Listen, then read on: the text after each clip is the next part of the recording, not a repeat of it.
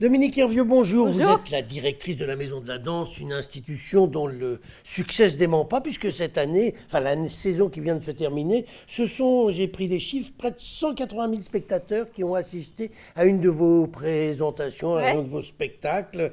Et puis, la prochaine saison va débuter sur les chapeaux de roue, avec à la fois la Biennale et son traditionnel défilé. Quels sont les grands rendez-vous que vous nous proposez pour la saison prochaine ? Alors, pour la saison prochaine, en effet, le début de la Biennale, c'est Mourad Merzouki, quand même, qui est l'enfant du pays, le king of hip-hop mondial, on peut bien le dire. Hein. Ça sera quand? C'est le 11? Alors, ça sera, non, un peu plus tard, ça sera vers le 17 septembre. Parce que la Biennale commence le 11. La Biennale commence le 11. Et il fait une très grande série.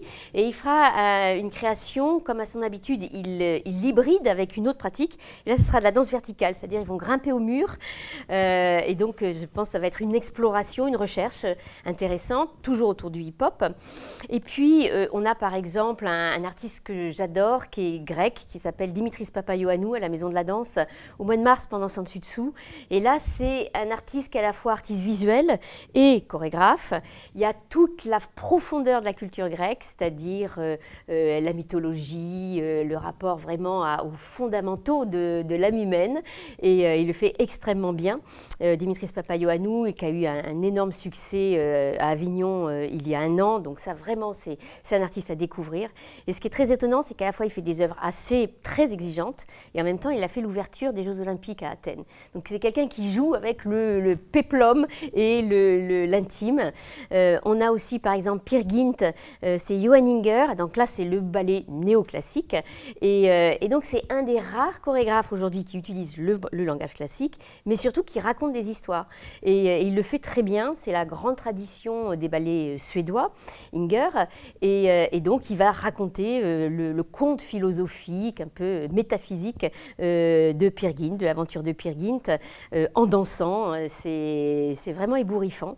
Voilà, il y a 40 spectacles. Il y a plein de choses, 40 spectacles et à nouveau plusieurs dizaines de milliers, centaines de milliers de spectateurs attendus. Dites-moi, la Biennale, donc on a dit que c'était le 11 septembre qu'elle débutait. Ouais. Il y aura le fameux défilé traditionnel, ça sera le dimanche 16.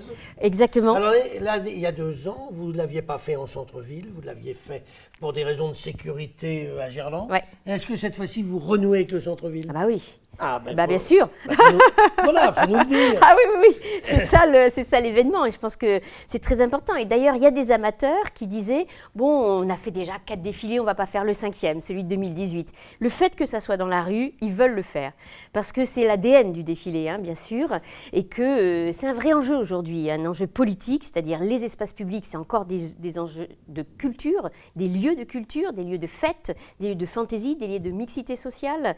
Et c'est très important, et c'est pour ça que j'ai souhaité appuyer ce défilé sur l'anniversaire, le centenaire de la paix, qui est quand même un grand symbole européen. Et vous allez défiler sur le thème de la paix. Voilà, et ce sera un défilé pour la paix, et on aura une marraine que j'aime beaucoup, qui est Latifa Ibn Ziaten. C'est cette dame qui a fait une association pour la jeunesse et pour la paix, qui va être candidate au prix Nobel de la paix, et qui, la pauvre, a perdu son fils tué par Mohamed Merah, et qui en a fait une mission vraiment sur le dialogue interreligieux. Et elle sera là pour le défilé? Et elle sera là, c'est notre marraine, elle est là, elle témoigne, c'est magnifique. Dites-moi, Dominique Hervieux, on sait que la mairie vous a promis de transformer l'ancien musée Guimet en un atelier danse. Ouais. On devrait avoir choisi déjà l'équipe qui va assurer la maîtrise d'ouvrage. Ouais, exactement. C'est fait? Alors c'est en cours, il y a encore Ça devait être fait en mai. Il y a un moment. Alors, il y a le jury a délibéré et maintenant on est en phase de négociation avec le candidat. Et on sait qui c'est le candidat? Alors c'est en négociation, donc évidemment c'est en cours. Si le jury a délibéré. Ils sont en train de travailler. Vous ne pouvez pas nous dire qui c'est? Ça sera la ville qui vous le communiquera, mais ça sera très bien. Et vous espérez toujours que le lieu pourra vous accueillir pendant la Biennale 2020 ou vous faites plus d'illusions et vous savez très bien que ça ne sera pas le cas? C'est l'objectif. D'ailleurs, je suis déjà en train de faire des commandes à des grands chorégraphes.